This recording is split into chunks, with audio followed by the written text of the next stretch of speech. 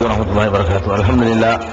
الحمد لله نحمده ونستعينه ونستغفره ونؤمن به ونتوكل عليه ونعوذ بالله من شرور أنفسنا ومن سيئات أعمالنا من يهده الله فلا مضل له ومن يضلله فلا هادي له وأشهد أن لا إله إلا الله وحده لا شريك له وأشهد أن محمدا عبده ورسوله أما بعد. கண்ணியத்திற்குரிய எல்லாம் வல்ல அல்லாஹ் ஜல்ல ஷானஹு தஆலாவின் நல்லடியார்களே, திருக்குர்ஆனின் முதல் அத்தியாயமாக திகழ்கின்ற அல்ஹம்து சூராவுடைய விளக்கத்தை நாம் தொடர்ந்து பார்த்து வருகிறோம்.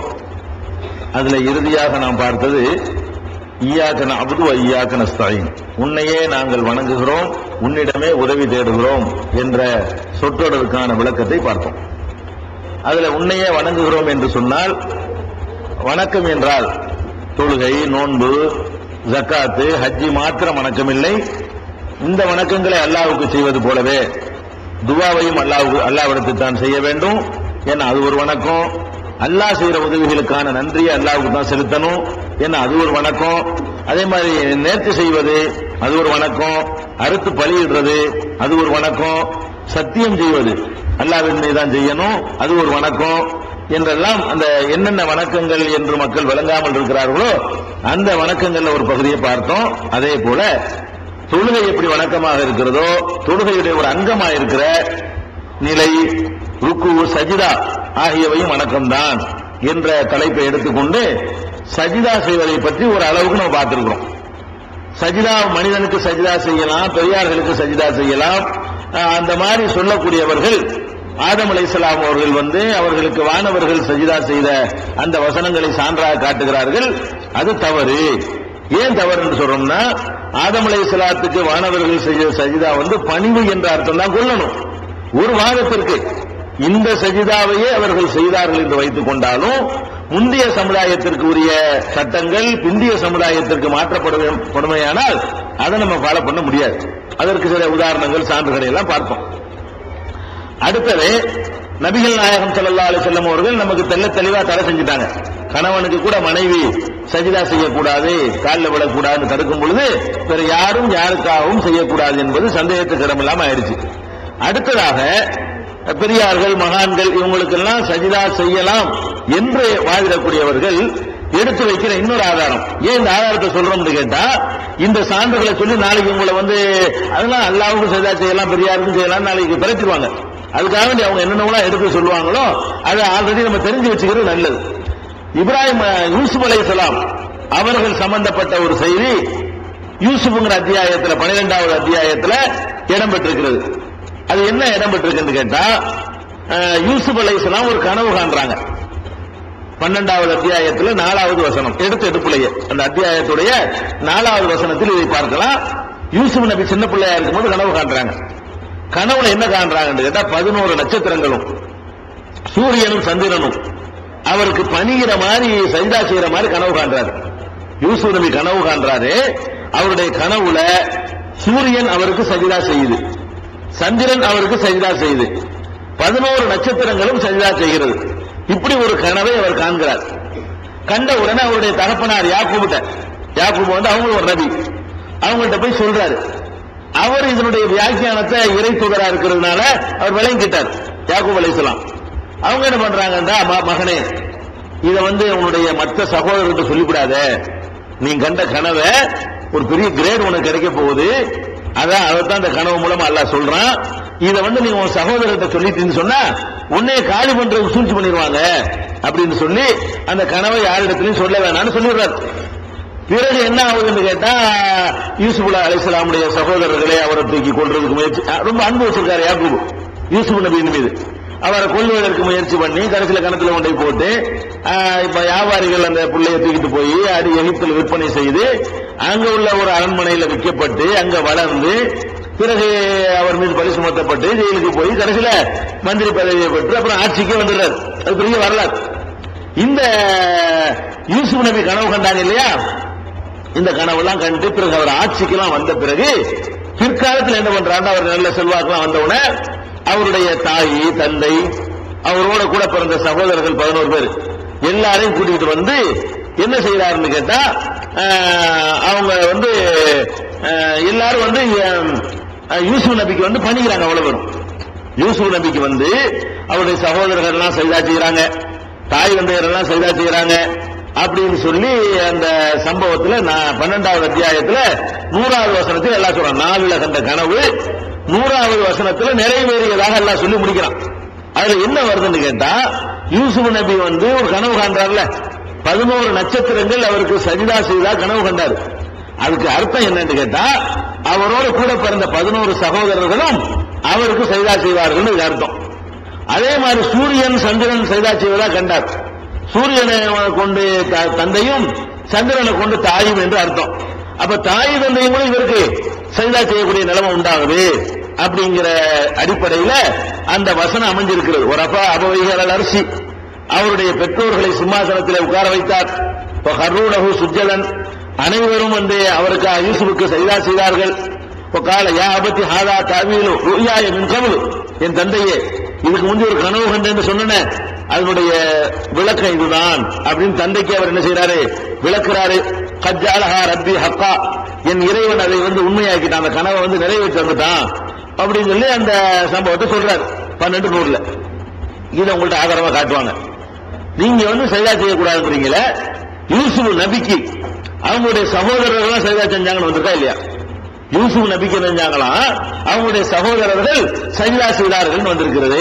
அப்ப சகோதரர்கள் எல்லாம் வந்து யூசுப் நபிக்கு ஒரு பெரிய தலைவர் ஆயிட்டார். அவரு நாட்டுக்கு ஆட்சி தலைவரா இருக்கிறாரு. ஒரு ஆட்சி தலைவருக்கு சஜிதா செய்யலாம்னு சொன்னா ஒரு ஆன்மீக தலைவருக்கு ஏன் செய்யக்கூடாது? ஒரு ஜனாதிபதியா வந்த ஒரு காலில் விழுந்து சஜிதா செய்யலாம்னு சொன்னா ஆன்மீகத்திலே குருமார்கள் பெரியவர்கள் மகான்கள் அவங்களுக்கு ஏன் செய்யக்கூடாது என்று என்ன செய்வாங்க, அவங்க கேட்குவாங்க. இந்த ஆதாரத்தை கொண்டு வச்சுவாங்க. ஆதம் அலைஹிஸ்ஸலாத்துக்கு வந்து மாணவர்கள் சஜிதா செய்ததையும் எடுத்து வைப்பாங்க. யூசுப் நபி அவர்களுக்கு அவங்களுடைய சகோதரர்கள் சஜிதா செய்தார்கள் வார்த்தை தான் எல்லாம் யூஸ் பண்றான். சுஜதன், அவருக்கு சஜிதா செய்து பணிந்தார்கள் வருது. இதை வந்து ஆதாரமா காட்டி நாங்களும் செய்வோம். ஏன்டா செய்றீங்கன்னு கேட்டா, யூசுப் நபிக்கு அவங்க பெருதல் செஞ்சாங்கல்ல அந்த மாதிரி செய்வோம். சஜிதா ஒண்ணு அல்லாஹ்வுக்கு தான் சொந்தம் கிடையாது, பெரியவங்க மதிக்கப்படுறவங்களுக்கு எல்லாம் செய்யலாம் அப்படின்னு ஒரு கருத்தை நம்ம இடத்துல கொண்டாந்து வைப்பாங்க. இதுக்கு நம்ம ஏற்கனவே சொன்ன விளக்கத்திலே பதில் இருக்கிறது, நேற்று சொன்னதுலயே. இதுக்கு அர்த்தம் பணி ஒண்ணுதான் அர்த்தம். ஏன்னா அதே யூசுப் நபிக்கு வந்து சூரியன் சஜிதா செஞ்சா கனவு காண்றாரு. சூரியன் சஜிதாவை செய்யும், சூரியன் எப்படி சஜிதா செய்யுங்கிற, சூரியன் சஜிதா அதுக்கு முழு நெத்தி மூக்கலாம் இல்லையே. சூரியன் சஜிதா செய்வதா கன்றாருன்னு சொன்னா சூரியன் அவருக்கு பணிகிற மாதிரி, சந்திரன் அவர் சொல்ல கேட்டு நடக்கிற மாதிரி, நட்சத்திரங்கள் எல்லாம் அவர் சொல்ல கேட்டு நடக்கிற மாதிரி ஒரு கனவு கண்டார். அதுக்கு பணிவு என்றுதான் அர்த்தம் செய்யணும். இவர் தலைவராகவும் அப்பா அம்மாவெல்லாம் வந்து சாதாரண பிரஜைகளாகவும் இருக்கும் பொழுது தலைவருக்கு அவங்க மரியாதை செஞ்சுதான் ஆகணும். அந்த வகையில் மரியாதை செஞ்சாங்க. இவர் ஜனாதிபதி ஆன உடனே அவங்களுடைய சகோதரர்கள் ஜனாதிபதி என்ற முறையில மதிச்சாங்க, தாய் தந்தையர்கள் மதிச்சாங்க. என்னதான் இருந்தாலும் நம்ம உங்க பையன் முதலமைச்சர் ஆயிட்டான போராட கூப்பிடுவீங்களா? உங்களுடைய மகன் முதலமைச்சர் ஆயிட்டான், நீங்க பெரிய ஆளாவும் முதலமைச்சர் ஆயிட்டான், பிரதமர் ஆயிட்டான்னு வைங்க, பிரதமர் வந்துட்டாங்கன்னு சொல்லுவீங்களே தவிர வாடா கூப்பிடுவீங்களா? கூப்பிட மாட்டோம்ல. அந்த பதவிக்காவது ஒரு மரியாதை கிடைச்சு போயிடும். அதனால மூத்தவர்களா இருந்தாலும் கூட அவர் வந்து இவர் ஜனாதிபதிங்கிறதுனால இவரை மதிச்சாங்கன்னு அர்த்தம் செய்யணும்.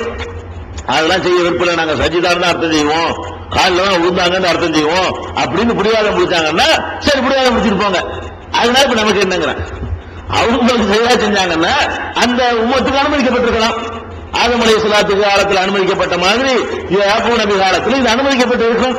அனுமதிக்கப்பட்ட எத்தனை விஷயங்கள் பின்னாடி வந்த நபிக்கு மாற்றப்பட்டு விட்டது. நமக்கு தடை இருக்கிறா இல்லையா? நேற்று தடையை சொன்னமா இல்லையா? 3 சஹாபா அபூ ஹுரைரா சொல்லும்போது ரசூலுல்லாஹ் தடுக்கிறாங்க, கைஸ் இப்னு சாதுங்கிறவர் வந்து சொல்லும்போது ரசூலுல்லாஹ் தடுக்கிறாங்க, முஆஸ் இப்னு ஜபல் வந்து சொல்லும் பொழுது ரசூல் ஸல்லல்லாஹு அலைஹி வஸல்லம் செய்யக்கூடாதுன்ட்டாங்க. நபிமார்கள் பேர்ல போய் சொல்றாங்க, யாரும் யார் காலில் விடக்கூடாது, அதை நான் கடுமையா தடுக்கிறேன் என்றெல்லாம் பெருமானார் ஸல்லல்லாஹு அலைஹி வஸல்லம் தடுத்த பிறகு யாக்கூப் நபி போய் யூசுப் நபி காலில் விழுந்தால் நமக்கு பிரச்சனை இல்லை, யூசுப் நபி போய் யாக்கூப் நபி காலில் விழுந்தாலும் பிரச்சனை இல்லை. அவங்களுக்கு சொன்ன வேலை அவங்க செஞ்சாங்க, நமக்கு சொன்ன வேலையை நம்ம செய்வோம். ஒரு சமுதாயத்துக்கு அனுமதிச்ச பல காரியங்களை அடுத்த சமுதாயத்துக்கு அல்ல தடுப்பான். அதுக்கு நிறைய சான்றுகளை நம்ம சொல்லியிருக்கோம். நேற்று என்ன சான்று சொன்னோம்? உருவச்சிலைகளை வைத்துக் கொள்வதற்கு சுலைமான் நபிக்கு அனுமதி இருந்துச்சு, நமக்கு தடை. 34:13 நேற்று சொல்லியிருக்கோம், பார்க்கலாம். அதே மாதிரி வந்து மௌன விரதம் இருக்கிறது, பேசாம இருக்கிறது, அந்த விரதம் நமக்கு கிடையாது. முந்தைய சமுதாயத்துக்கு இருந்துச்சுங்கிறத 19:26 பார்க்கலாம், நேற்று சொல்லியிருக்கிறோம். முந்தைய சமுதாயத்துக்கு ஹராமான பல விஷயங்கள் பின்னாடி ஹலாலாக்க வந்து ஈசா நபி சொன்னாங்க. இந்த செய்தி வந்து 3:50 இருக்குன்னு நம்ம சொன்னோம். அதை நேற்று பார்த்துட்டோம். வயிற்றுல உள்ள குழந்தைய பள்ளிவாசலுக்கு நேர்த்தி செஞ்சு விடுறதுன்னு ஒரு பழக்கம் அந்த காலத்தில் இருந்துச்சு. அது எல்லாம் அனுமதிச்சான். நமக்கு அது அனுமதி கிடையாது. அவங்களுக்கு அனுமதி நம்ம செஞ்சிட முடியாது என்ற விஷயத்தை 3:35 பார்த்தோம். இது மாதிரியான ஆதாரங்களின் அடிப்படையில் யாக்கூப் நபியுடைய அந்த சம்பவத்தை அவர்கள் ஆதாரமாக காட்டுவார்களே ஆனால், யூசுப் நபியுடைய அந்த சம்பவத்தை ஆதாரமாக காட்டுவார்களே ஆனால் அது ஆதாரம் ஆகாது. அந்த உம்மத்துக்கு அனுமதிக்கப்பட்டு இருக்கலாம். மனிதங்கால ஒருவருக்கு பழஞ்சிட்டு போங்க, நல்லா அந்த காலத்தை அனுமதிச்சிருப்பான். இப்ப என்ன நிலைமை? இது முடியாது. ஒரு மனுஷனுக்கு செய்தாங்கிறது கிடையாது. அதை மட்டும் ரசூல் ஸல்லல்லாஹு அலைஹி வஸல்லம் என் உம்மத்துக்கு செய்யற ஒரே மரியாதை சலாம் சொல்லிட்டாங்க. எல்லாம் மாத்தி கொண்டு விட்டாங்க. அவங்களுக்கு அனுமதி கொடுத்திருக்கலாம். என் உம்மத்துல ஒருத்தர் செய்ய வேண்டிய மரியாதை என்ன? அஸ்ஸலாமு அலைக்கும் என்று சொல்வதுதான். நம்ம உம்மத்துல ஒருத்தர் யாரா இருந்தாலும் சரி, யாரை பார்க்கிறதா இருந்தாலும் சரி, அவர்கள் செய்யற ஒரே மரியாதை அஸ்ஸலாமு அலைக்கும் தவிர வேற ஒண்ணும் கிடையாது என்று பெருமானார் ஸல்லல்லாஹு அலைஹி வஸல்லம் சொன்ன செய்தியையும் நம்ம பார்த்துட்டோம். அதனால இதுவும் ஆதாரமா ஆகாது. அடுத்த என்ன செய்வாங்கன்னு கேட்டா, சில ஹதீசுகள் இருக்குது. இந்த மாதிரி ஹதீசுகள் நோட்டீஸுகளாகவும் புத்தகங்களாகவும் பிரசங்களாகவும் போட்டு இந்த முறிவு கொடுக்கிற கூட்டம் தங்கள் காலில் மக்களை விழச் செய்வதற்காக வேண்டி ரசூல் ஸல்லல்லாஹு அலைஹி வஸல்லம் தடுத்தாங்களே, அந்த ஹதீஸ்லாம் கண்டுக்கிற மாட்டாங்க. புருஷனுக்கு கூட பொண்டாட்டி செய்தா செய்யக்கூடாதுன்னு சொன்னாங்களே, அதை கண்டுக்கிற மாட்டாங்க. நபிமார்கள் பேர்ல இட்டு கட்டிக்கிட்டு செய்யறாங்க, அதை கண்டுக்கிற மாட்டாங்க. படைச்ச அல்லாஹ்வுக்கு செய்தா செய்யுங்கள் குர்ஆன்ல இருக்கிற வசனங்கள் அதெல்லாம் கண்டுக்கிற மாட்டாங்க. அவங்களுக்கு சாதகமா வரக்கூடிய ஒரு ஹதீஸ் எடுத்து கொண்டாந்து போட்டு சொல்லுவாங்க. அந்த ஹதீஸ் சரியா தவறா ஆராய்ச்சி பண்ண மாட்டாங்க. அவங்களுக்கு சாதகமான கருத்து இருந்தா அதை மக்கள்கிட்ட பிரச்சாரம் பண்ணிடுவாங்க. அந்த மாதிரி கருத்துப்பட உள்ள சில ஹதீசுகள் இருக்கின்றன. அதை பத்தி நீ தெரிஞ்சு வச்சுக்கணும். ஏன்னா நாளைக்கு அதை உங்களுக்கு காட்டுவாங்க. அது என்ன ஹதீஸ்னு சொன்னா, அதாவது சஃப்வான் இப்னு அஸ்ஸால் என்ற நபித்தோழர் வழியாக இந்த செய்தி அறிவிக்கப்படுகிறது. இந்த செய்தி வந்து திருமதியில 2657வது ஹதீஸா இருக்கிறது. இப்னு மாஜாவுல 3695வது ஹதீஸ், முஸ்னத் அஹ்மதுல 17397வது ஹதீஸ். இந்த 3 இடங்கள்ல இந்த ஹதீஸ் இடம் பெற்றிருக்கிறது. இன்னும் சில ஹதீஸ்லையும் இடம் பெற்றிருக்கிறது, இன்னும் சில நூல்களை. அது என்ன வருதுன்னு கேட்டா, ஒரு யூதர்கள் நபிகள் நாயகம் ஸல்லல்லாஹு அலைஹி வஸல்லம் அவர்களை பார்க்க வர்றாங்க. யூதர்கள் ஒரு குரூப் என்று சில அறிவிப்புல வருது, 2 பேர் ஒரு அறிவிப்புல வருது. 2 பேரும் 2க்கு மேற்பட்டவங்க வர்றாங்க. வந்த உடனே நபி ஸல்லல்லாஹு அலைஹி வஸல்லம் அவர்கள்ட்ட வந்து தெளிவான 9 அத்தாட்சிகள்னா என்ன, தெளிவான 9 அத்தாட்சிகள் நல்லா சொல்றாங்க. 9 தெளிவான அத்தாட்சிகள் என்றால் என்ன அப்படின்னு கேட்கிறாங்க. மூசா நபிக்கு 9 தெளிவான அத்தாட்சிகளை கொடுத்தோம் நல்லா சொல்றான். அந்த 9 என்னன்னு அவங்க கேட்கிறாங்க. ரசூல் ஸல்லல்லாஹு அலைஹி வஸல்லம் சொல்றாங்க, 9 என்னங்கிறது வந்து 9 அறிவுரை தான் அப்படின்னு விளக்கம் சொல்றாங்க. அல்லாஹ்வுக்கு இணை வைக்க கூடாது, திருடக்கூடாது, விபச்சாரம் செய்யக்கூடாது, யாரையும் கொல்லக்கூடாது, அதே மாதிரி வந்து ஒருத்தனை வந்து நிரபராதியை பிடிச்சி ஆட்சியாளர்கிட்ட பிடிச்சி தண்டனைக்கு ஆளாக்கிடக்கூடாது, சிகுர் செய்யக்கூடாது, சூனியம் செய்யக்கூடாது, வட்டியை சாப்பிடக்கூடாது, கற்புள்ள பெண் மீது பழி சுமத்திடக்கூடாது, போர்க்களத்தில் வந்து விரண்டு பின்வாங்கி ஓடிவிடக்கூடாது. அதுக்கப்புறம் குறிப்பா யூதர்களாகிய நீங்கள் சனிக்கிழமை அன்னைக்கு வரம்பு பெறக்கூடாது அப்படின்னு சொல்லி சனிக்கிழமை எந்த தொழில் பண்ணக்கூடாது. அவங்க இந்த விஷயத்தை ரசூல் ஸல்லல்லாஹு அலைஹி வஸல்லம் அவர்கள் சொன்னாங்க. சொன்னவன் அந்த வந்த ஆளுக்கு யூதர்கள் அப்படி ஆச்சரியப்பட்டு போய் இந்த 9 அத்தாட்சிகள் சொன்னதுக்கு மூசாவுக்கு கொடுத்த 9 அத்தாட்சிகள் அழகா சொல்லிவிட்டார் இவரு அப்படின்னு சொல்லி ரசூலுல்லாஹ்வுடைய கையையும் காலையும் முத்தமிட்டார்கள். வரும் அது பாயிண்ட் என்னன்னு கேட்டா, அதான் பாயிண்ட். கப்பலு எதஹு வரிஜலஹு, ரசூல் ஸல்லல்லாஹு அலைஹி வஸல்லம் கையையும் முத்தமிட்டார்கள், காலையும் முத்தமிட்டார்கள் வந்த யூதர்கள். அப்ப ரசூல் ஸல்லல்லாஹு அலைஹி கேட்கிறாங்க, இவ்வளவு அன்பா வந்து என்கிட்ட பேசுறீங்களே, அப்ப நீங்க என்னை நபின்னு ஏத்துக்கிறதுக்கு என்ன தடை அப்படின்னு கேட்கிறாங்க. அவங்க என்ன சொல்றாங்கன்னு கேட்டா, நாங்க உங்களை ஏற்கனவே கொண்டு விடுவாங்க, எங்க குரூப் என்ன சொல்றாங்க, கொண்டு விடுவாங்க, அதுக்கு பயந்துகிட்டு தான் ஏத்துக்கிறாம இருக்கிறோம் அப்படின்னு அவங்க சொன்னதாக இந்த அறிவிப்பு. இந்த அறிவிப்புடைய சாராம்சம் இது எங்க இருக்குன்னா, திருமதியில 2657, இப்னு மாஜா 3695, முஸ்னத் அஹ்மது 17397. இதுல இருந்து என்ன கொண்டு வராங்க தெரியுமா? கைய முத்தமிடுறாங்க, சரி. கால முத்தமிடுறா என்ன? காலை முத்தமிட்டாங்க வரல. யூதர்கள் வந்து ரசூல் ஸல்லல்லாஹு அலைஹி வஸல்லம் அவர்களுடைய காலை முத்தமிட்டார்கள். முத்தமிடுதல் என்பது நெத்தியை கொண்டே வாயை கொண்டே வைக்கிறது தான் முத்தம்னு சொல்றது. இப்படி சொல்றது முத்தம்னு சொல்லுவோம். இப்படி கையினால தொட்டு கையை முத்தி கொண்டாலும் அதையும் அந்த கப்பலங்கிற வார்த்தையினால் சொல்லலாம். மூஞ்சியை கொண்டு காலில் வச்சா கூட அது முத்தமிடலாம். 2 இடத்துல வரக்கூடிய சொல்லுதான் அது. அப்ப அவங்க என்ன பண்ணுவாங்கன்னு கேட்டா, அப்ப ரசூல் ஸல்லல்லாஹு அலைஹி வஸல்லம் காலை முத்தமிட்டார்கள் என்று சொன்னால் தலையை கொண்டே காலில் வைக்கத்தானே செஞ்சாங்க. இந்த செய்குமார்களுக்கும் நாங்கள் சஜிதா செய்வதில்லை, முத்தமிடுறோம்.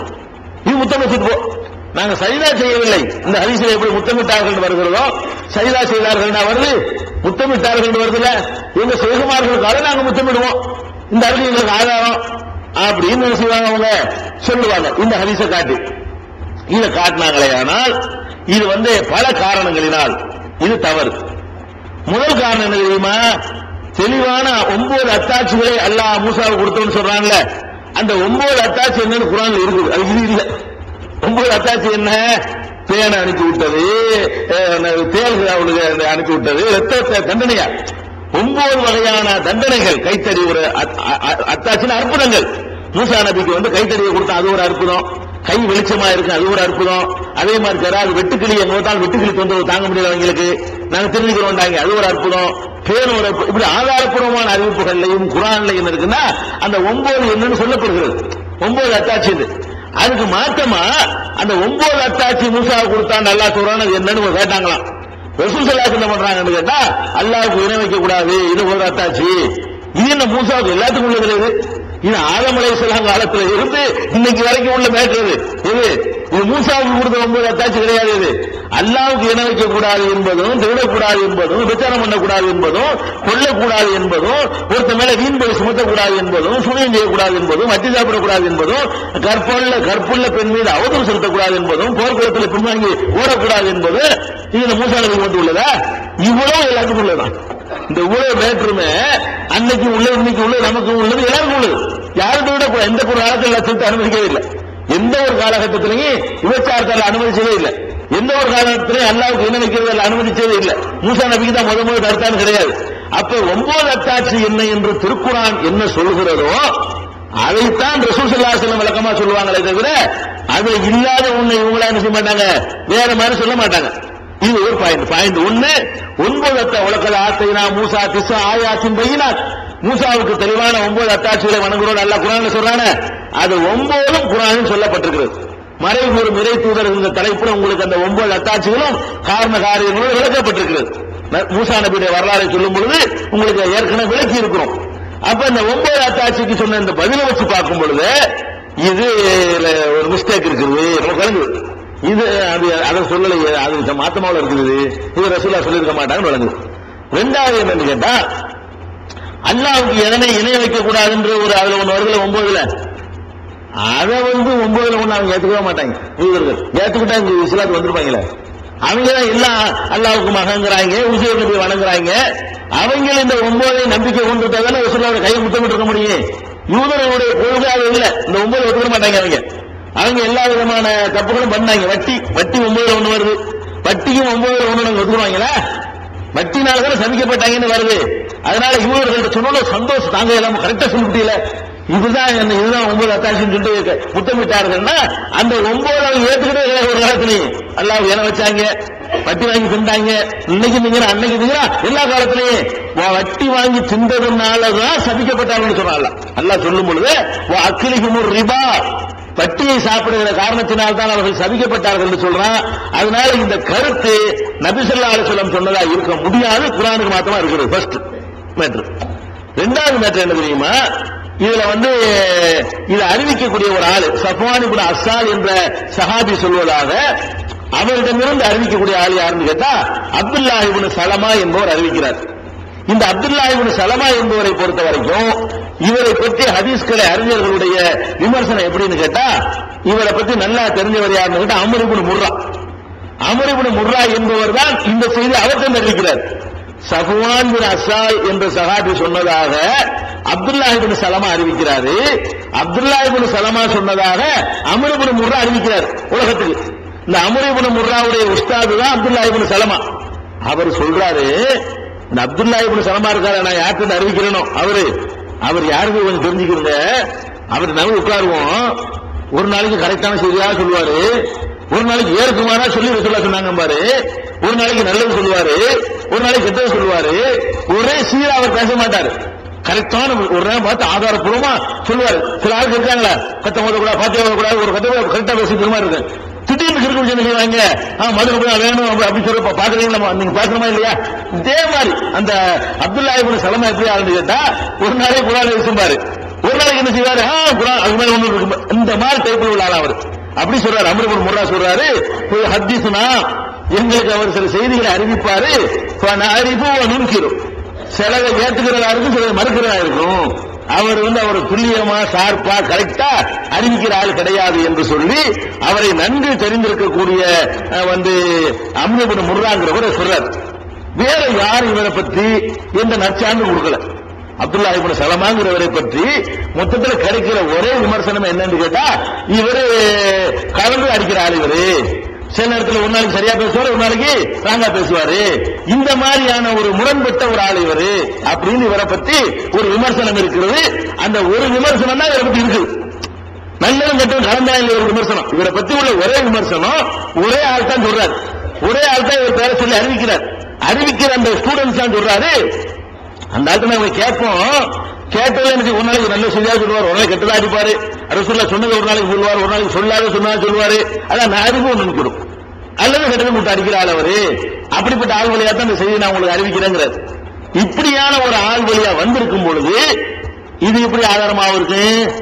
ரசூலுல்லாஹ் தடுத்திருக்கும் பொழுது, கணவனுக்கு மனைவி சரியா செய்யக்கூடாதுன்னு தடுத்திருக்கும் பொழுது அதை வேற வார்த்தையை போட்டு வேற பேரை போட்டு முத்தமிட்டோன்னு சொல்ற காரணத்தினால அதை ரசூல் அனுமதிச்சிருப்பாங்களா?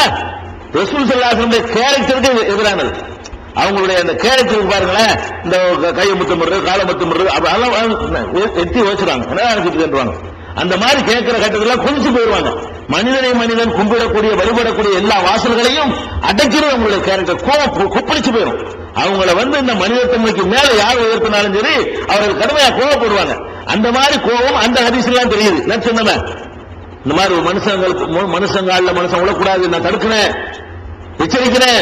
நபிமார்கள் போய் சொல்றாங்க, ஒரு நபி இப்படி சொல்ல மாட்டாங்க, சலாம் தான் சொல்லணும், வேற ஒண்ணு கிடையாதுன்னு. வேற ஒண்ணு கிடையாதுன்னு சொல்லி இருக்கும் போது அதை முத்தமிடுவது, அதை வச்சு பார்க்கக்கூடிய நேரத்தில் இவனுடைய அறிவிப்பாளருடைய மேற்றும் சரியில்லை. இந்த விமர்சனம் ஜர்ஹத்தாதிங்கிற நூல்ல நீங்க பார்க்கலாம். 7679வது நம்பர்ல இது வருது அறிவிப்பாளர்களுடைய விமர்சனத்தில். இந்த மாதிரி இருக்கு. இன்னும் நிறைய நூல்கள்ல இந்த ஆளை பத்தின விமர்சனம் வரும்போதெல்லாம் இந்த ஒரு விமர்சனம் தான். இவர் விட்டடிக்கிறவர் ஒரு நாளைக்கு நல்லா சொல்லுவோம், ஒரு நாளைக்கு கெட்டா சொல்லுவார்னு சொல்றாங்க. இப்படிப்பட்ட ஒரு ஆள் வழியா வரும் பொழுது இது கண்டிப்பா கெட்டா சொல்லு விளங்குது. இவர் நல்லா சொல்லுவார், அந்த விஷயம் வராது. கண்டிப்பா கெட்டது. நல்லதும் சொல்லுவார், கெட்டது வருவதில்ல. இன்னைக்கு கெட்டது நல்லா தெரியல. ரசூல் ஸல்லல்லாஹு அலைஹி வஸல்லம் எதை தடுத்தாங்களோ அதை யூதர்கள் அவர்களுக்கு செஞ்சாங்கன்னு சொல்வது கெட்டது. குர்ஆன்ல அல்லாஹ் 9 அத்தாட்சி என்னன்னு விளக்கி இருக்கும் பொழுது அதுக்கு மாற்றமா ரசூலுல்லாஹ் சொன்னாங்கன்னு சொல்றாரு பாருங்க, அது கெட்டது. குர்ஆனுக்கு மாற்றமா ரசூலுல்லாஹ் சொல்லுவாங்களா? குர்ஆனுக்கு மாற்றமா ரசூலுல்லாஹ் விளக்கம் கொடுத்தாங்கிற ஒரு கருத்தை தருகிறது பாருங்க. அந்த காரணத்தினாலேயே இந்த மெசேஜை கலாச்சிட வேண்டியதான். இது ஒரு ஆதாரம் கிடையாது. இதை சொன்னார்களே, இதனுடைய இதை விட்டுருங்க, முத்தமிழை விட்டுருங்க. இங்க வாப்பா, இந்த ஹதீஸ் முழுசவாசி 9 அத்தாட்சி வருதுல, 9 அத்தாட்சி குர்ஆன்ல எடுத்து காட்டுறேன்னு 9 அத்தாட்சி எல்லாம் குர்ஆன்ல சொல்லி கொடுத்தா என்ன செய்யறான்? ஜராது, கும்பல், லஃபா, தவளை, பேனு, வெட்டுக்கிளி, ரத்தம், இப்படி பல சோதனைகளை அவர்களுக்கு அனுப்பி வச்சோம்னு சொல்லிட்டு உலகத்தில் ஆத்தீனா மூசா திசாயாத்துங்கிறான். அப்ப அல்லாஹ் 9 அத்தாட்சியை தெளிவா வளைச்சிருக்கும் பொழுது ரசூல் ஸல்லல்லாஹு அலைஹி வஸல்லம் மாத்தமா சொன்னாங்கன்னு வருதப்பா, அதுல இருந்தே இது பொய்யின் உனக்கு விளங்கலையா? இது இட்டுக்கட்டிப்பான்னு விளங்கலையா? குர்ஆனுக்கு மாத்தமா ரசூலுல்லாஹ் சொல்ல மாட்டாங்கன்னு விளங்கலையான்னு கேட்டா அந்த டாபிக் ஓவர். இதான் உள்ள ஆதாரம். இந்த ஆதாரத்தை வைத்துக் கொண்டு என்ன செய்ய முடியாது? காலில் ஒருவர் நியாயப்படுத்த முடியாது. முத்தம் போடுறேன்னு பேர் சொன்னாலும் முத்தம் தான். நீ வெளியிட வேண்டியதான் முத்தம். அதுக்கு பேர் சைதாதான். மனிதனுடைய தலையை கொண்டு இன்னொருத்தன் காலில் கொண்டு வைக்கிறது என்பது அது கூடாது, அது தவிர்க்கப்பட வேண்டிய. இன்னும் சொல்ல போனால் ரசூல் ஸல்லல்லாஹு அலைஹி வஸல்லம் சஜிதாவை தடுத்தாங்கல்ல, சஜிதாவை தடுத்தாங்க. எப்ப அந்த சம்பவத்தை நேற்று உங்களுக்கு சொல்லியிருக்கிறேன். அதாவது கிறிஸ்தவர்கள் தங்களுடைய தலைவர்களுக்கு சஜிதா செய்யற காட்சி அவர் பார்த்துட்டு வந்தா ரசூலுல்லாஹ் கேட்கிறார். இப்ப இந்த சஜிதாங்கிறது நம்ம என்ன வழங்கி வச்சிருக்கோம்? சஜிதான்னா தொழுகையில் செய்யறோம்ல, ஒரு குறிப்பிட்ட சில உறுப்புகள், 7 உறுப்புகள் தரையில படிக்கிற மாதிரி, அதைத்தான் சஜிதான்னு வழங்கி வச்சிருக்கோம். சரி, அன்னைக்கு வேற நாட்டு தலைவர்களுக்கு மக்கள் செஞ்சாங்களே சஜிதா, அது என்னது? இப்படியே செஞ்சாங்க, நெடுஞ்சாங்களே விழுந்துருவான், அதையும் செய்தாங்கிறார் அவரு. அவர் கேட்டத தலையை கொண்டே காலில் வைக்கிற டாபிக் தான். இந்த 7 உறுப்பு படுற டாபிக் கூட முக்கியம் கிடையாது. அது இல்லாம வெறுமனே நெடுஞ்சாங்கடையே விழுவுறான். 7 உறுப்பு படல இப்படி விழுவுறான். இப்ப விழுவாங்க அரசியல்வாதி தலையில அந்த மாதிரி காலில் விழுவுறாங்க இல்ல, இந்த மாதிரி விழுவுறாங்க. இதுவும் சரியா, இதுதான் எனக்கு செய்யப்பட்டுச்சு. தலைவர்களுக்கு வேற வேற சமுதாய மக்கள் இப்படியான சஜிதாவை செஞ்சாங்க. இதை செய்யறதான் சஜிதாங்கிற வார்த்தையால் சஹாபி அனுமதி கேட்கிறாங்க. இதைத்தான் சொல்ல மாட்டேன்டாங்க. முழு சஜிதாவை கூட இல்ல, அது அறவே கூடாது விளங்குறது. நெத்திய நெடுஞ்சான் கிடையாது உழுவு நம்ம காலில், அதாவது ஏறக்கூடிய முத்தமிடுறது அனுவல. இது நாங்க சஜிதா செய்யல, கதம் போஸ் பண்றோம், காலை முத்தமிடுறோம் அப்படின்னு சொல்லி மக்களை ஏமாத்துறாங்களே, அது தப்பு என்பதற்கு இந்த ஹதீஸுடைய பலவீனமே நமக்கு ஆதாரமா இருக்கு. ஒன்னாச்சா, அடுத்து என்ன செய்வாங்கன்னு கேட்டா இன்னொரு ஹதீஸ் சொல்லுவாங்க. இந்த ஹதீஸ் எங்க இருக்குன்னு கேட்டா அபூதாவுதுல 4548, பைஹக்கி அவர்களுடைய சுனனுல் குபராவுல 13365 வால்யூம்ல சொல்றதா இருந்தா 7வது வால்யூமும் 102ஆம் பக்கத்துல இதை பார்க்கலாம். மோஜமுல் அவுசத் தபரானி அவர்களுடைய அவுசத்துங்கிற நூல்ல 1வது வால்யூம்ல 133ஆம் பக்கத்துல 418வது ஹதீஸாக பதிவு செய்யப்பட்டிருக்கு. தபரானியுடைய கபீர்ங்கிற நூல்ல 5313வது ஹதீஸ், வால்யூம்ல சொல்றாங்க 5வது வால்யூம்ல 225ஆம் பக்கம். இவ்வளவு இடங்கள்லயும் ஒரு சம்பவம் வருது. என்ன சம்பவம் கேட்டா, ஜாரிஐ என்று ஒரு சஹாபி, ஜாரின்னு ஒரு பேரு, அவர் அப்துல் கைஸ் என்ற ஒரு கூட்டத்தை சேர்ந்தவர். அப்துல் கைஸ் கூட்டத்தார்கள் தூதுக்குழுவினர் நபிகள் நாயகம் ஸல்லல்லாஹு அலைஹி வஸல்லத்தை சந்திக்க வர்றாங்க. அந்த சந்திக்க வந்த குழுவுல இவரும் ஒருத்தரா இருந்தார். ஜாரி என்ற ஒரு சஹாபி ரசூல் ஸல்லல்லாஹு அலைஹி வஸல்லம் சந்தித்து இஸ்லாத்தை ஏற்றுக்கொள்வதற்காக வேண்டி ஒரு குரூப்பா வர்றாங்க. வரும்பொழுது இவரும் அந்த ஜாரி என்பவரை நின்றிருக்காரு, அந்த குழுவில் இருந்தார். அவர் சொல்றார், இந்த சம்பவத்தை சொல்லுகிறார். நாங்கள் லம்மா கதிமுனல் மதீனத்தை, நாங்கள் மதீனாவுக்கு வந்த உடனே வேற ஊர்ல இருந்து வர்றாங்க. ரசூல் வந்திருக்காரு, அல்லாஹ் ஒருத்தங்கிறாரு, நல்ல செய்திலாம் சொல்றாங்க, நம்ம போய் அவர் கட்சியில் சேர்ந்துக்குவோம் அப்படின்னு நினைச்சு மக்கள் வர்றாங்க, கூட்ட கூட்டமா வருவாங்க. அப்படி வந்தவர்கள் அப்துல் கைஸுடைய கூட்டத்தார்கள் 2 டைம் வந்திருக்காங்க ரசூல் ஸல்லல்லாஹு அலைஹி வஸல்லம். ஆரம்பத்தில் இஸ்லாம் மதீனாவுக்கு போன புதுசுல ஒரு குரூப் வந்தாங்க, ரொம்ப நெருக்கடியான கட்டத்தில் வந்தாங்க. இஸ்லாம் டெவலப் ஆன பிறகு வந்த 2வது குரூப் இது. இந்த 2வது குரூப்பாக என்ன செய்யறாங்க, ஒரு குரூப் வர்றாங்க. வந்த உடனே அப்ப அவர் சொல்றாரு, நாங்கள் மதீனாவுக்கு வந்த உடனே எங்களுடைய வாகனங்களில் இருந்து வேகமா இறங்கணும். ரசூலுல்லாஹ் பார்க்க போற அந்த ஆர்வத்துல மதீனா வந்த உடனே அவசர அவசரமா என்ன அப்படியே இறங்கணும். இறங்கி கப்பிலு இதன் நபி ஸல்லல்லாஹு அலைஹி வஸல்லம் ஒரு ஜிலஹு, ரசூல் ஸல்லல்லாஹு அலைஹி வஸல்லம் கையையும் காலையும் முத்தமிட்டோம். ஆர்வத்துல ரசூலுல்லாஹ் பார்க்கணும்னு வந்திருக்கோம்ல, அந்த ஆர்வத்துல நாங்க வேக வேகமா வாகனத்தை விட்டு, ஒட்டகத்தை விட்டு, குதிரையை விட்டு இறங்கி வேகமா போய் ரசூலுல்லாஹ்வுடைய கையை தொட்டு காலை தொட்டு நாங்க முத்தமிட்டோம். கையையும் முத்தமிட்டோம்னு வந்தா பரவாயில்ல, காலையும் கப்பிலு எதன் நபி ஸல்லல்லாஹு அலைஹி வஸல்லம் ஒரு ஜிலஹு, ரசூலுல்லாஹ்வுடைய கையையும் காலையும் முத்தமிட்டோம். தப்புனா ரசூலுல்லாஹ் வாங்கி அறிஞ்சிருப்பாங்கல்ல, கண்டிச்சிருப்பாங்கல்ல, கண்டிச்சாங்கன்னு வரல. அந்த ஹதீஸ்ல கண்டித்தார்கள் வரல, முத்தமிட்டோம் என்பது மட்டும்தான் இருக்கே தவிர அதை முகத்தை சொல்லித்தார்கள் என்றோ கடுமையான வார்த்தையை சொன்னார்னு சொல்லியோ அதை அப்ஜெக்ஷன் பண்ணாங்கன்னு சொல்லியோ வரல. அப்ப சஹாபாக்கள் ரசூலுல்லாஹ் இஸ்லாத்தை அதாவது யூதனுடைய செயல்பட்டு போயிடலாம். சஹாபாக்கள் இஸ்லாத்தை ஏற்றுக்கொண்ட மக்கள் ரசூல் ஸல்லல்லாஹு அலைஹி வஸல்லம் கையையும் காலையும் முத்தமிட்டார்கள். அதை ரசூல் ஸல்லல்லாஹு அலைஹி வஸல்லம் பார்த்து சும்மா இருந்தாங்க. அதனால நாங்கள் என்ன செய்வோம், சேகுமார்களுக்கு நாங்களும் முத்தமிடுவோம். அது சஜ்தா கிடையாது, அது மார்க்கத்தில் உண்டு, இந்த ஆதாரம் அப்படின்னு இந்த சம்பவத்தை சொல்லுவாங்க. இது நான் ஏற்கனவே சொல்லப்படி அபூதாவுது, பைஹக்கி, தபரானியுடைய அவுசத்து, கபீர் இதுல எல்லாம் இருக்கிறது. இதுல எல்லா நூல்லையுமே ஒரே அறிவிப்பாளர் தான். என்ன அறிவிப்பாளர் தான், இது அறிவிக்கிற ஆள் யாருன்னு கேட்டா, இந்த ஜாரின்னு ஒருத்தர் போய் போனார்னுங்கிறார்ல, அவருடைய பேச்சு அறிவிக்கிறாங்களாம். அவருடைய பேச்சு, ஜாரி என்பவர் அந்த கூட்டத்தில் போறாரு. அவர் சொன்னதாக எங்க பாட்டனார் எங்களுக்கு சொன்னார் அப்படின்னு சொல்லிட்டு உம்மு அபான் என்ற ஒரு பெண்மணி, இந்த உம்மு அபான் என்பவருடைய தாத்தா தான் அவர். யாரு, அந்த குழுவில் இருந்தவர். இந்த கால முத்தமிட்டோன்னு சொல்றாரு அந்த செய்தியை. அந்த குழுவில் இருந்தவர் யாருன்னு கேட்டா ஜாரிங்கிறது. இந்த ஜாரி என்பவருடைய பேத்தி சொல்ற, மகன் வீட்டு பேத்தி உம்மு அபான், அவங்க இதை அறிவிக்கிறாங்க. அவங்கள்ட்ட யார் அறிவிக்கிறாருன்னு சொன்னா இந்த அம்மாவுடைய பேர் அறிவிக்கிறாரு. எல்லாமே அதாவது எப்படி வருதுன்னா, மத்தர் பின் அப்துல் ரஹ்மான் சொல்றாரு, எனக்கு எங்க பாட்டி சொன்னாங்க, எங்க பாட்டிக்கு அவங்க தாத்தா சொன்னாங்கன்னு ஒரு வாசகம்.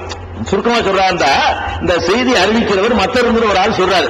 சொல்லும் போது என்ன சொல்றாருன்னு கேட்டா, எனக்கு இந்த செய்தி யார் சொன்னா தெரியுமா, எங்க பாட்டி சொன்னாங்க அப்படிங்கிறாரு.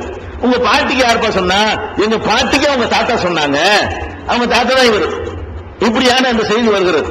அப்ப இது இப்படி வறுமையானால் அந்த பாட்டி யார்? பாட்டி சொன்னாங்கன்னு சொன்னா அந்த சில ஆளுக்கு இந்த ஹதீஸ்களுக்கு ஒன்னும் விமர்சனம் பண்ணா போயிட்டு இருக்காங்க. விமர்சிக்க வேண்டிய ஒரு ஹதீஸ் என்ன ஹதீஸ் கேட்டா, உம்மு அபான் என்ற இந்த பெயருடைய இந்த பெண்மணி, இவருடைய மகள் இந்த ஜாரி என்பவருடைய பேத்தி என்பதற்கு ஆதாரம் இருக்கிறது. பேத்தி எல்லாரும் சொல்றாங்க. கேரக்டருக்கு என்ன ஆதாரம்? பேத்தி அறிய முடியுமா? அலிகளுடைய பேர பிள்ளைகளுக்கு லைஃப் ஆன ஆட்கள் இட்டுக்கட்ட ஆட்கள் இருந்திருக்கிறாங்க. வளர்ந்தா ஜாரி என்பவருடைய பேத்தினால ஒரு கிரேடு கிடையாது.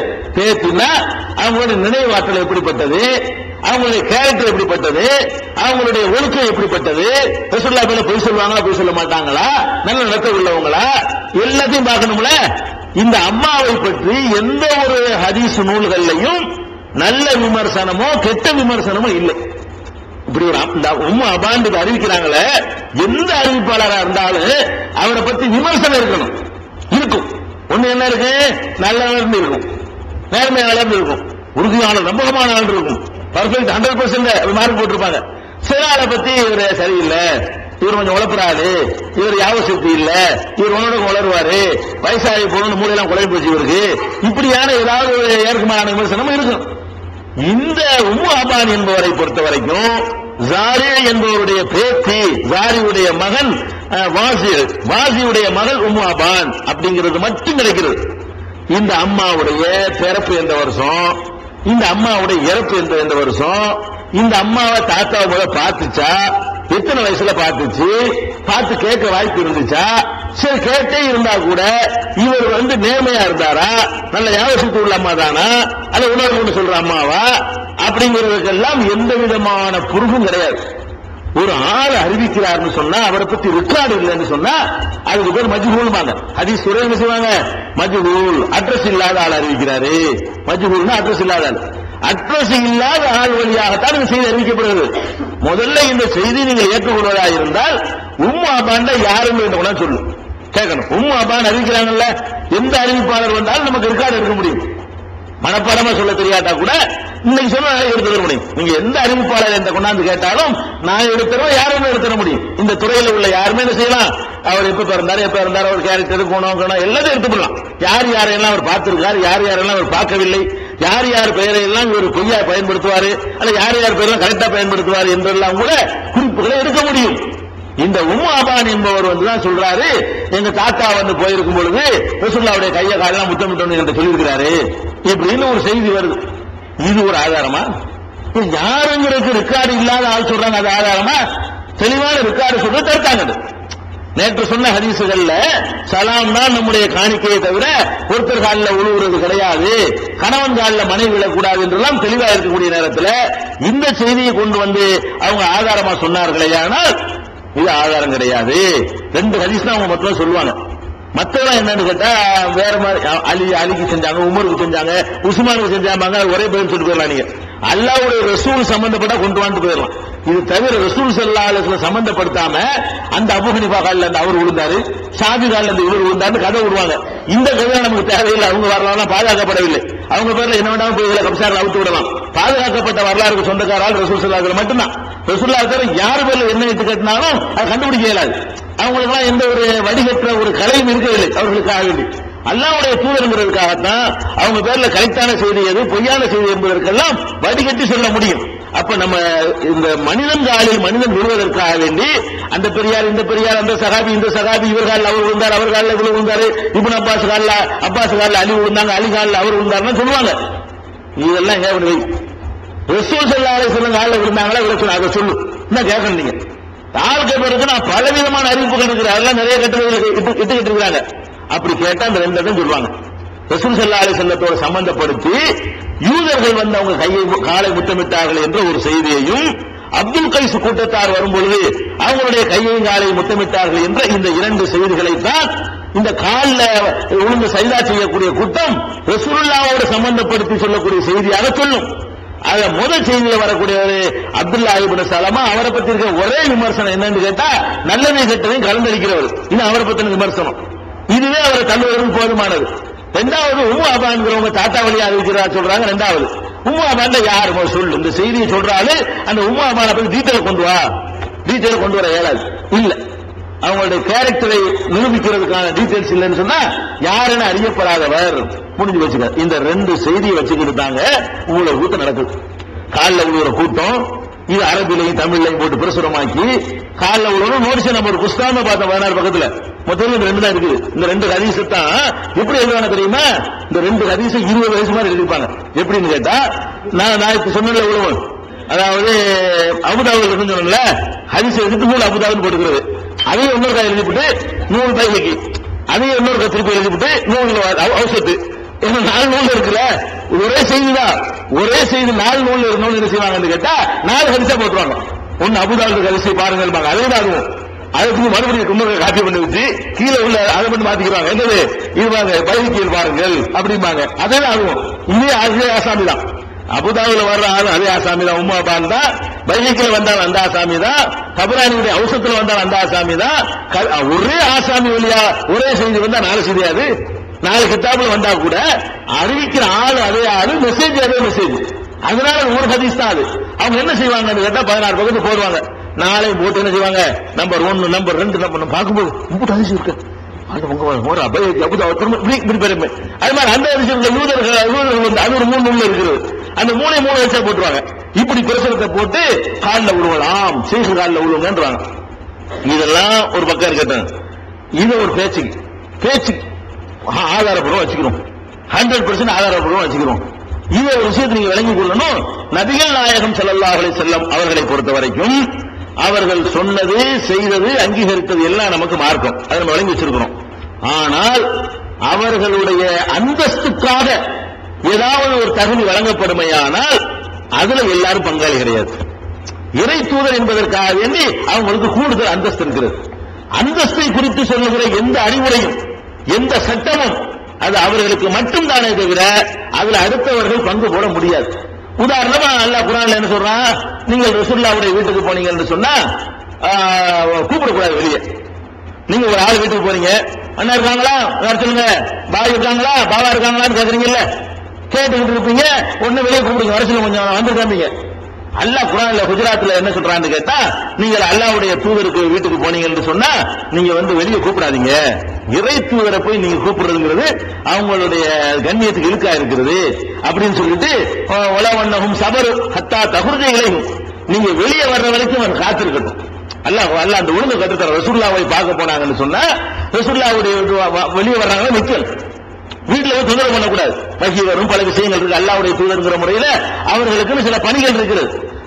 அவங்க வரும்போது செய்யணும், ஒரு கேள்வி அப்படி கேளுங்க. அவங்க வீட்டுல முழுசா அர்ப்பணிச்சுட்டு இருக்காங்க, கொஞ்ச நேரம் வீட்டுக்கு போவாங்க. அப்படிப்பட்ட நேரத்திலையும் போயிட்டு வாங்க வெளியே நாங்க சீக்கிரம் ஒரு வேலை ஒரு விஷயம் இருக்குன்னு கேட்டாதீங்க. அல்லாஹ்வுடைய தூதர்கள் சொன்னாங்க, இது எல்லாருக்குமா? இது ரசூலுல்லாஹ் சொன்னதுனால ஒருத்தர் எங்க வீட்டுக்கு வரக்கூடாதுன்னு சொல்ல முடியுமா? சட்டமாக்க முடியுமா? சட்டமாக்க முடியாது. ஒருத்தர் வந்து அவருக்கு விருப்பம், அவர் தனிப்பட்ட விருப்பம் வேணாம்னு சொல்ல முடியுமே தவிர அந்த அந்தஸ்து எல்லாத்துக்கும் கொடுக்கணும். நீ யார் வீட்டுக்கு போயிடாதீங்க, முதலாளி வீட்டுக்கு கூப்பிடாதீங்க, அண்ணன் வீட்டுக்கு கூப்பிடாதீங்க, உங்க தம்பி வீட்டுக்கு கூப்பிடாது சொல்ல முடியுமா?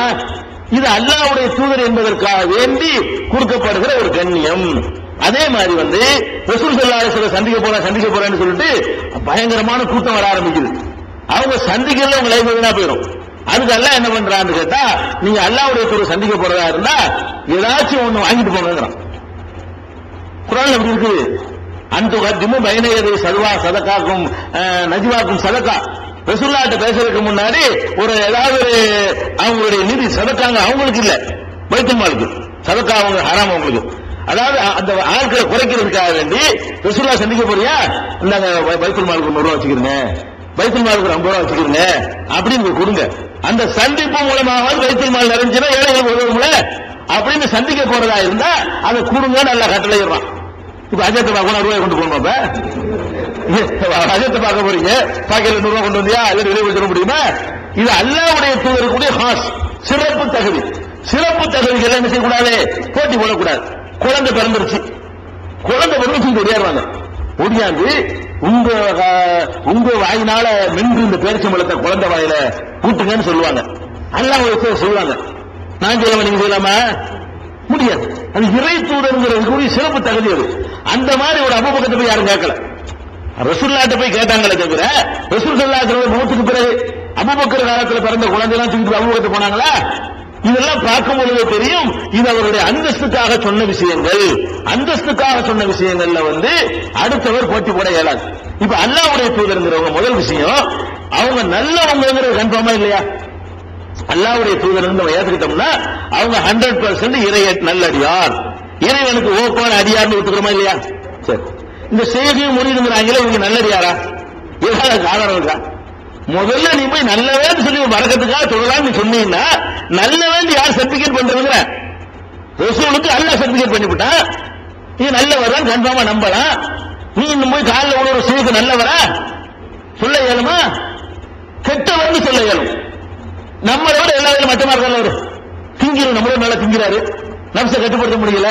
நம்ம பழைய சோறு சாப்பிடுவோம், அவருக்கு 72 ருசி இருந்தா தான் உள்ள இறங்குது. நல்லவரா நீ என்ன பக்குவம் இருக்கிறது? நீ என்னப்பா கேட்கவே இல்லையா? நம்மளோட ட்ரெஸ் உயர்ந்த ட்ரெஸ் அவர் அணிகிறாரு, நம்ம நடந்து போனா அவர் கார் கேட்குது. அவர் ஏழை வீட்டுல சாப்பிட மாட்டார், பணக்கார வீட்டுல மட்டும் தான் சாப்பிடுவாரு. யாரு? முடிவு கொடுக்கிறவரு. முடிவு கொடுக்கிறவரு தன்னுடைய நாக்கு கட்டு வெறும்பாயில் படுப்பார். அவரு வெறுதல் படுத்து தூங்குவார். அவரு ஒரு காலம் தூங்க மாட்டாரு, அவர் குஷன் வேணும், அப்பதான் அவர் தூக்கம் வரும். அப்ப நம்ம எல்லாம் என்ன செய்யறோம்? பெருந்தரில் படுப்போம், எங்க நாள் படுப்போம். சாதாரண மக்கள்கிட்ட இருக்கிற அந்த பக்குவம் கூட, ஒரு மனக்கட்டுப்பாடு கூட இல்லாத ஒருத்தர் தன்னை சீகுங்கிறாரு. கெட்டவர்னு நான் யோசிச்சு நிரூபிச்சிருவேன். உன்னைய தொடுறதுனால எனக்கு நல்லா பறக்கத்து கிடைக்கும். நீ முதல்ல நல்லவங்கிறத உன்கிட்ட உள்ள கருத்துல எனக்கு விட்டுச்சுன்னா பறக்கத்துக்கு பதிலா முதல்ல என்ன செய்யணும்னு கேட்டா அல்லாஹ்வுடைய தூதர் என்பது கேரண்டியான மேட்டர். இறை நல்லடியார் என்பது கேரண்டி. அவங்கள போய் தொடுவது, அவங்க கால முத்தமிடுவது நெசமாக செஞ்சாலும் வச்சுக்கிட்டாங்க. சரியான ஹதீஸ் இல்ல, வைத்துக் கொண்டால் கூட புரூஃபான பிறகுதான் செய்யுங்க. இது அல்லாஹ்வுடைய தூதர் ப்ரூஃப் ஆயிட்டு. இந்த செய்திங்கிறவர் யார்? அல்லாஹ்வுக்கு நெருக்கமானவரா? ஒன்னு அடி சொல்ல இயலுமா? நிரூபிக்க இயலுமா? எத்தனையோ சொர்க்கவாசி நினைக்கிறோம் நரகத்துக்கு கொள்ளிக்கட்டையான இருப்பானே. நம்ம என்ன இலவசி செய்யணும்னு முடிவு பண்றோம்? நம்ம ஒருத்தர் நல்லவன்னு முடிவு பண்றதுக்கு என்னங்க வேணும்? உள்ளத்துல பார்த்தா முடிவு பண்றீங்க? உள்ளத்துல நான் பார்த்துட்டேன், அவர் உள்ள கரெக்டா இருக்குது, அப்படியே நீங்க நல்லவன்னு தீர்மானிக்கிறீங்க? இல்ல, நல்லவன்னு தீர்மானிக்கிறது ஒரு ட்ரெஸ் தான் உங்களுக்கு தேவையா இருக்கு. அவனுடைய ஏமாத்து பேச்சையும் அவனுடைய தோற்றமும், பெரிய தலப்பா, பெரிய ஜிப்பா, பெரிய தாடி, பெரிய தசுமணி, பெரிய வேஷம் போட்டான்னு சொன்னா நல்லவன். நம்ம அளவுகள் என்ன இருக்குது? ஒருவனை நல்லவன் என்று தீர்மானிப்பதற்கு நம்ம வச்சு அளவுகள் இதுதான். இதை வச்சுட்டு நீங்க நல்லவன் தீர்மானிச்சு எல்லாரும் நல்லவன் ஆயிடுவானா? அதனால ரசூல் ஸல்லல்லாஹு அலைஹி வஸல்லத்துக்கு அவங்க முத்தமிட்டார்கள் என்பது பொய்யான செய்தி. ஃபர்ஸ்ட் சரி என்று வைத்துக் கொண்டாலும் அதுக்கு நீ சொந்தம் கொண்டாட இயலாது. நீ சொந்தம் கொண்டாட இயலாது. ஒரு கபரு கிட்ட ரசூலுல்லாஹ் போனாங்க, 2 கபரு வேதனை செய்யப்படுதுன்னு சொல்லிவிட்டு ஒரு பேரிச்ச மரத்தை மட்டை எடுத்துட்டு சொல்லி 2 பொளந்து 2 கபரு நட்டி வச்சாங்க. நட்டி வச்சுட்டு என்ன சொன்னாங்க தெரியுமா? என்னுடைய துவாவினால் இந்த வேதனை லேசாக்கப்படலாம். கடுமையோட சொல்லல, அல்லங்கிறாங்க. நான் என் கையினால வச்சதுனால அல்லாஹ் அந்த வேதனையை லேசாக்கலாம் அப்படின்னு சொல்லி 2 கபர்ல வந்து நட்டாங்க. நீங்க நட முடியுமா? முதல்ல இந்த கபர்ல வேதனை செய்யப்படுறான்னு உங்களுக்கு தெரியுமா? ரசூலுல்லாஹ் தெரிஞ்சு வச்சாங்க. ரசூல் ஸல்லல்லாஹு அலைஹி வஸல்லம் எத்தனை கபரை கடந்து போறாங்க, பர்டிகுலரா 2 கபரோட வேதனையெல்லாம் எடுத்து காட்டலாம். வேதனையை காட்டின பிறகு இறை தூதர் என்ற முறையில் பார்த்து சும்மா போக இயலாது. நமக்கு தெரிஞ்சு ஒரு வேதனை செய்ய நம்மளால எந்த ஒரு சிபாரிசு பண்ணுவோம் அல்லாட்ட அப்படின்னு சொல்லி அவங்க அல்லாட்ட சிபாரிசு பண்றதுக்கு அடையாளமா எல்லாம் இந்த காயிற வரைக்குமாச்சு நான் பார்த்துட்டேன்ல, இது காயிற வரைக்குமாவது கொஞ்சம் வேதனை லேசாக்குனாங்க. காயிற வரைக்கும் தான். எத்தனை லட்சம் வருஷம் ஆகும் கிராமத்தால் வர்றதுக்கு. இப்ப வேதனை செய்யப்பட்டு தான் இருப்பாங்க. அந்த ஆளுக்கு எவ்வளவு நேரத்துக்கு யூஸ் ஆச்சுன்னு பாருங்க. பேரிச்ச மரத்தை கூட ரசூல் ஸல்லல்லாஹு அலைஹி வஸல்லம் முளைக்கிற மாதிரி நட்டு வச்சுட்டு போகல. ஒரு மட்டையை எடுத்து 2 புலந்து நட்டு வைக்கிற மரம் முளைக்க கூடாதான். மட்டையை பேரிச்ச மட்டையை 2 புலந்தா முளைக்காது. பாருங்கடா, வேற வேற மரங்களை 2 புலந்தா சில தடுத்துரும். பேரிச்ச மரத்தை பொறுத்த வரைக்கும் அதனுடைய மட்டை இருக்குல்ல, மட்டை முதல்ல முளைக்காது. பாருங்கடா, அது 2 புலந்தீங்கன்னா அதுவே முளைக்காது. பேரிச்ச மட்டையை கொண்டு வந்து சொல்லி 2 புலந்து 2 கபரு நடுறாங்க. அது என்ன அர்த்தம் தெரியுமா? இது காஞ்சிரும், இது துளுக்காது, இது நீண்ட காலத்துக்கு இருக்காது, தண்ணியை ஊற்றினாலும் முளைக்காது. இந்த ஈரம் இருக்கிற வரைக்கும் அல்லாஹ் நான் பார்த்துட்டேன், அதுக்காக எனக்காக இந்த ஒரு கருணையை செய்யு. கொஞ்ச நேரத்துக்கு எவ்வளவு நாள்? ஒரு 24 மணி நேரம் தாங்குமா? ஒரு 48 மணி நேரம் தாங்குமா? அவ்வளவுதான். அதுக்கப்புறம் காஞ்சி போயிடும். அந்த பாலைவனத்து வரைக்கும் 48 ஜாஸ்தி தான். 24 மணி நேரத்தில் காஞ்சி போயிடும். 24 மணி நேரம் ஒரு நாளைக்கு அந்த வேதனை லேசாக்குற வேலையை செஞ்சாங்க. அதுவும் எனது துவாவினான்னு சொன்னாங்க. இப்ப நான் கொண்டு ஒரு கபரோடு நட முடியுமா? நான் சொன்னால ஏற்றுக்கொள்ள கேரண்டி இருக்குதா? லேசாக்கப்படும் நான் சொல்ல முடியுமா? இதுல நான் ரசூலுல்லாஹ் போட்டி போட முடியுமா? போட்டி போட்டா என்ன செய்யறேன்? நானும் ரசூலுல்லாஹ் ஒண்ணுங்கிறேன். ரசூலுல்லாஹ்வுக்கு ஈக்குவலா வர்ற மாதிரி மேட்டர்ல போட்டி போடக்கூடாது. பின்பற்ற மேட்டர்ல ரசூலுல்லாஹ்வுக்கு பின்னாடி போற மேட்டர்ல ஃபாலோ பண்ணணும். ரசூலுல்லாஹ்வுக்கு பக்கத்துல நான் நீ ஒண்ணுங்கிற மாதிரி வச்சு பின்பற்ற கூடாது. இதான் அளவுகோல். ரசூல் ஸல்லல்லாஹு அலைஹி வஸல்லம் நீங்க எங்களுக்கு தலைவர் நாங்க தொண்டர்ல பின்னாடி போறோம்ல, அதுல எல்லாத்தையும் ஃபாலோ பண்ணுங்க. ரசூல் ஸல்லல்லாஹு அலைஹி வஸல்லம் தகுதி இருக்குல்ல, தகுதி விஷயத்துல போய் நின்னீங்கல்ல, நீ நான் ஒண்ணு, நீனு வைக்க நானும் வைக்குவேன், இப்படின்னா என்ன அர்த்தம்? நீனும் பேச்சு மறுத்த நாடு, நான் நாட்டு வேண்டாம், என்ன அர்த்தம்? சமம். அல்லாஹ் பார்த்தா இதுதான் ரசூலுல்லாஹ்வுடைய தனிச்சிறப்புகள். இது நடந்து இருந்தால் ரசூலுல்லாஹ்வுடைய தனிச்சிறப்பு என்பது என்ன செய்யணும், நம்ம கவனத்தில் வச்சுக்கணும். இது ஒரு மேட்ரு. அடுத்தபடியாக சஜிதா விட்டுரும். சஜிதாங்கிற ரொம்ப கூடுதலான விஷயம். தொழுகையில குறைந்த மரியாதை உள்ளது வந்து நிலை நிக்கிறது. கையை கட்டி நிக்கிறோம்ல, கையை கட்டி கொண்டு நிக்கிறோம்ல, இதுதான் உள்ளது குறைஞ்ச மரியாதை. குனிகிறத விட, நெத்திய குனி ஒரேடியா நேரத்தில் சாய்க்கிறத விட இது கொஞ்சம் கம்மியான மரியாதை. கையை கட்டி நிக்கிறோம்ல, இது குறைவான மரியாதை. இந்த மரியாதையை கூட ஏதோ ஒரு வேலைக்கு கையை கட்டி நின்று அப்படி நிக்கலாம். பஸ் வரல காத்து நிக்கலாம். இதுல மார்க்கத்தில் குற்றம் வராது. அதை இடம் கிடைக்கல நிக்கலாம், கியூல நிக்கலாம். எதுக்கு நிக்கணும்? யாருக்கு மரியாதை செய்யறதுக்காக நிக்கல, அத கால் வலிக்கு நினைச்சு நிக்கலாம், உட்கார சீட்டுல நினைச்சு நிக்கலாம். இதுக்கெல்லாம் மார்க்கத்தில் அனுமதி இருக்குது. நீங்க வந்ததுதான் நினைக்க கூடாது. நீங்க வந்துட்டீங்க, இந்த வணங்குற அர்த்தம் மரியாதை. இந்த மரியாதைக்காக நிற்கல் அல்லாஹ்வுக்கு மட்டும் தான் சொந்தம். மரியாதை நிமித்தமாக எந்திரிச்சு நிக்கிறதா இருந்தால், ஒருத்தர் உட்கார்ந்து இருக்கும் பொழுது அவர்கிட்ட நான் உட்கார நிக்கவே மாட்டேன், அவர்கிட்ட உட்கார மாட்டேன். எத்தனை பேர் குடும்பங்கள்ல நடக்குதுங்க? மாமனாருக்கு முன்னாடி மருமகன் நிக்கத்தாங்க செய்யணும், உட்காரக்கூடாது. இதுவே சிறுக்கு, பயங்கர சிறுக்கு. இது உட்காருவது என்பது அவனுடைய தாங்குற சக்தியை பொறுத்த விஷயம். உனக்காக நிக்கின்ற அர்த்தம். கால் வலிச்சா உட்கார்ந்து நினைவான். இல்லையா, சீட்டு இல்லையா, 2 சீட்டு தான் இருக்குதா, மரியாதை உட்கார முடியும். நின்றுக்க இடம் இருந்தால் உட்கார்ந்து கொள்ளணும். உட்கார்றது நம்ம யாருக்காக நிக்க கூடாது. நம்ம வந்து நிக்கிறாரு, மரியாதை செய்ய நிக்கிறாரு. நான் நிக்கிறேன்னா உங்க மரியாதைக்காக நிக்கிறேன். நின்றா எல்லாருக்கும் தெரியும், உட்கார்ந்து தெரியாது, நிறைய பேருக்கு தெரியாது. இப்ப நான் நிக்கிறேன், இது மரியாதைக்கு நான் நிற்கவில்லை, மெசேஜ் சொல்வதற்கு கொஞ்சம் உயரமா இருக்கணுங்கிறதா நிக்கிறேன். அவர் நிக்கிறாரு, இந்த டைம் முடிய போகுதுன்னு சிக்னல் கொடுக்கறதா நிக்கிறாரு. அதுக்கு நிக்கிறாரா? யாருக்கு மரியாதை நிக்கிறாரா? அப்படி நிக்கலாம். ரசூல் ஸல்லல்லாஹு அலைஹி வஸல்லம் பாருங்க, நிக்கிறத பத்தி சொல்றாங்க. அற்புதமான ஹதீஸ். ஒரு நாள் நோய்வாய்ப்படுறாங்க ரசூல் ஸல்லல்லாஹு அலைஹி வஸல்லம். நோய்வாய்ப்பட்டவன என்ன செய்யறாங்கன்னா, நின்று தொழுவிக்க முடியல, உட்கார்ந்து தொழுவிக்கிறாங்க. ரசூல் ஸல்லல்லாஹு அலைஹி வஸல்லம் என்ன செய்யறாங்க? உட்கார்ந்து தொழுவிக்கிறாங்க. ரசூல் ஸல்லல்லாஹு அலைஹி வஸல்லம் உட்கார்ந்து தொழுவிச்ச உடனே சஹாபாக்கள் நின்று தொழுகிறாங்க. இமாம் என்ன செய்யறாரு? உட்கார்ந்து இருக்காரு. ரசூல் ஸல்லல்லாஹு அலைஹி வஸல்லம் உட்கார்ந்து இருக்காங்க. பின்னாடி நிக்கிற மக்கள் என்ன செய்யறாங்கன்னு கேட்டா, நின்று தொழுவிக்கிறாங்க. தொழும் போது ரசூல் ஸல்லல்லாஹு அலைஹி வஸல்லத்துக்கு வந்து அவங்க அதை நீங்க செஞ்சிடக்கூடாது, அவங்க செஞ்ச வேலையை திரும்பி பாக்குறாங்க. அல்லாஹ்வுடைய தூதரா இருக்கனால மக்கள் எப்படி இருக்காங்கன்னு பாக்குறதுக்கு நமக்கு ஈஸி பார்த்து தடுத்துட்டாங்க ரசூல் ஸல்லல்லாஹு அலைஹி வஸல்லம்.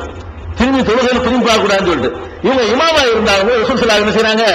நம்ம உட்கார்ந்து இருக்கோம், இந்த ஆளுக்கு உட்கார்ந்து இருக்காங்களா நிக்கிறாங்களான்னு தெரியணுமே அப்படிங்கிறதுக்காக தொழுதுகிட்டு இருந்த ரசூல் ஸல்லல்லாஹு அலைஹி வஸல்லம் அவர்கள் என்ன செய்யறாங்கன்னா, திரும்பி பார்க்கறாங்க. ஃபல்தவத்த இலைனா, அப்படி ஹதீஸ்ல வருது, எங்களை நோக்கி திரும்பினார்கள்.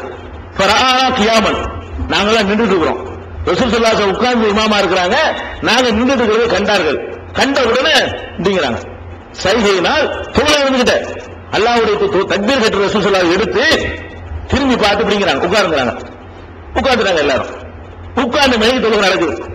தொழுகையெல்லாம் முடிஞ்ச ரசூல் ஸல்லல்லாஹு அலைஹி வஸல்லம் சொல்றாங்க, நான் உங்களை பார்த்தேன். பாரசீகர்கள்னா ஈரான்காரங்க அந்த காலத்துல, அதாவது நெருப்பை வணங்கக்கூடிய, இன்னைக்கு முஸ்லீமா இருப்பாங்க, அன்னைக்கு நெருப்பு வணங்குறவங்க. பாரசீகர்களும் ரோமாபுரி இத்தாலி கிறிஸ்தவ சாம்ராஜ்யம், அந்த சமுதாயத்தவர்களும் தங்கள் மன்னருக்கு முன்னாடி நிற்பார்களே, அந்த மாதிரி நிற்க பார்த்து விட்டீர்களே. நான் உட்கார்ந்து தொழுகை கொண்டிருக்கும் நீங்க நின்றீங்க என்று சொன்னா, நீங்க வந்து எனக்கா நிக்கல, தொழுகையில நிற்பது என்பது ஒரு வழிமுறை இருந்தா நிக்கிறீங்க. பார்த்தா என்ன தெரியுது? ஓஹோ, முகமதுக்கு முன்னாடி யாரும் நிக்க கூடாது போல இருக்கு. யாராவது இருந்து வருவான், அன்னைக்கு பார்த்து பள்ளியாசனம் பார்ப்பான், இவர் மட்டும் உட்கார்ந்து இருப்பாரு, எல்லாம் நிற்பாங்க. ஓ, இவர் வந்து தன்னை மட்டும் உட்கார வச்சுக்கிட்டு அம்புட்டு கூட பின்னாடி நிக்க வைக்கிறாரா அப்படின்னு நினைக்கவானே இல்லையாப்பா? இவங்க அந்த நிஜத்தை யாருக்கும் கிடையாது. ரசூலுல்லாஹ் உட்கார்ந்து நின்றாங்க, தொழுகையில நிக்க வேண்டும், அதுதான் நின்றாங்க. குனிய வேண்டிய நேரத்தில் குனிஞ்சாங்க. ரசூல் ஸல்லல்லாஹு அலைஹி வஸல்லம் என்ன செய்றாங்கன்னு கேட்டா, பாரசீகர்களும் ரோமாபுரிக்காரர்களும் தங்கள் மன்னர்களுக்கு முன்னால் நிற்பார்களே, அந்த மாதிரி நிற்க பார்த்து விட்டீர்கள், உங்களை எச்சரிக்கிறேன், இனிமேல் அவ்வாறு செய்யாதீர்கள் சொல்லிட்டு சொல்றாங்க. உங்களுடைய இமாம் நின்று தொழுகை நடத்தினால் நீங்களும் நின்று தொழுங்கள், இமாம் உட்கார்ந்து விட்டால் நீங்க உட்கார்ந்து தொழுங்க. இமாம், அந்த இமாம் தான் நல்ல உயர்ந்த இமாமா இருக்காரு, வேற ஆளை வச்சு நடத்த முடியல, அவருக்கு தான் நல்லா தெரியும், அவர் உட்கார்ந்தா தொழுவிக்க முடியும், எல்லாம் உட்கார்ந்து வேண்டியதான். இன்னைக்கு சட்டம் இன்னைக்கு என்ன சட்டம்? இமாம் உட்கார்ந்துட்டாருன்னு சொன்னா நம்ம எல்லாம் உட்கார்ந்துட்டு நிலைக்கு பதிலாக உட்கார்ந்து கொள்ளணும். ஏன் அப்படி சொல்றாங்க? அவருக்கு நின்றது ஆயிடக்கூடாதான். ரசூல் ஸல்லல்லாஹு அலைஹி வஸல்லம் எதுக்கு தடுக்கிறாங்கன்னு கேட்டா, இமாமுக்கு நிற்கிறாங்க இவங்க அப்படின்னு வரக்கூடாது. இந்த அளவுக்கு ரசூல் ஸல்லல்லாஹு அலைஹி வஸல்லம் அவர்கள் என்ன சொல்றாங்கன்னு கேட்டா, இத்தம்மு பி ஐம்மத்திக்கும், உங்கள் இமாம்களை நீங்கள் ஃபாலோ பண்ணுங்கள். இன்ஷல்லா காயிமன் வஸல்லு கியாமன், நின்று அவர் தொழுகை நடத்தினால் நீங்கள் நின்று தொழுங்கள். இன்ஷல்லா காயிதன் வஸல்லு கூதன், அவர் உட்கார்ந்து தொழுகை நடத்தினால் நீங்கள் உட்கார்ந்து தொழுகை நடத்துங்கள் என்று நபி ஸல்லல்லாஹு அலைஹி வஸல்லம் சொன்ன செய்தி சஹீஹ் முஸ்லிம்ல முதல் வால்யூம்ல நீங்கள் பார்க்கலாம். 624வது ஹதீஸ்ல இடம்பெற்றிருக்கிறது.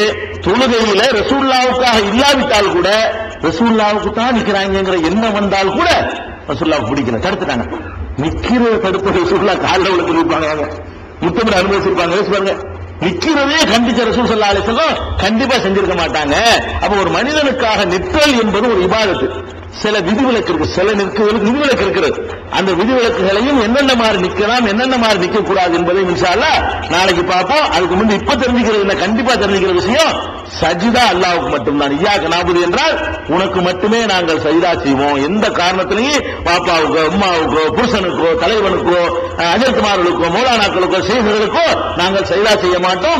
இய்யாக நஅபுது, உன்னையே நாங்கள் உனக்குத்தான் சஜிதா செய்வோம். இப்போது விளங்கிக் கொள்ள வேண்டியது தொழுகையில் உள்ள மற்ற மரியாதைகளும் அல்லாஹ்வுக்கு மட்டும்தான் உள்ளது என்று இன்ஷா அல்லாஹ் அடுத்த நாட்கள் பார்ப்போம்.